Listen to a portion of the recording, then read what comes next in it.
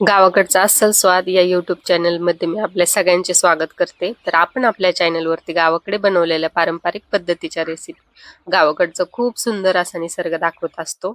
दिवाळी म्हटलं की चिवडा हा आलाच. आणि मी जेव्हा रूमवरती होते तेव्हा माझी एक रूममेट होती आणि त्यांच्या इकडचा जो चिवडा होता तो एवढा भारी लागायचा आणि तो फक्त त्याच्यामध्ये लाह्या असायच्या, बाकी काहीच नसायचं आणि मसाला वगैरे लसूण एवढंच.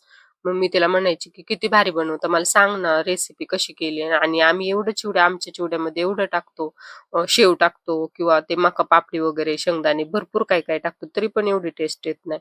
तर मग तेव्हा तिने माझ्यासोबत ही रेसिपी शेअर केली आहे. ती आज तुमच्यासोबत शेअर करते. तर त्याच्यासाठी आपण लसूण, हिरवी मिरची, कढीपत्ता, कोथिंबीर, जिरी, मीठ, मिरची हे सगळं घेणार आहोत. आधी आपण तेल टाकून घेतलं, त्याच्यानंतर जिरी आणि जिरी लाल झाल्यानंतर मग आपण हिरवी मिरची चांगली लाल झाल्यानंतर मग आपण त्याच्यामध्ये कढीपत्ता, आणि कढीपत्ता चांगला तडतडल्यानंतर त्याच्यामध्ये आपण कोथिंबीर टाकणार आहोत. थोडी कोथिंबीर नंतर वरून टाकण्यासाठी ठेवायची. आणि नंतर मग जो लसूण आपण ठेचून घेतला होता तो, शेंगदाणे जे भाजून घेतले होते ते, आणि जो आपला रामबंधू चिवडा मसाला आहे, जो आपण वापरतो रेग्युलरली तो, नंतर हळद, चवीनुसार मीठ, चवीनुसार मिरची.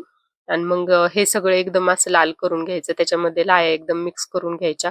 आणि नंतर मग हा चिवडा आम्ही एन्जॉय केला, एवढा भारी चहा सोबत एन्जॉय केला, एवढा भारी लागला. तुम्ही पण ही रेसिपी नक्की ट्राय करा आणि जाता जाता आपल्या चॅनलला सबस्क्राईब करा आणि व्हिडिओला लाईक करा. थँक्यू.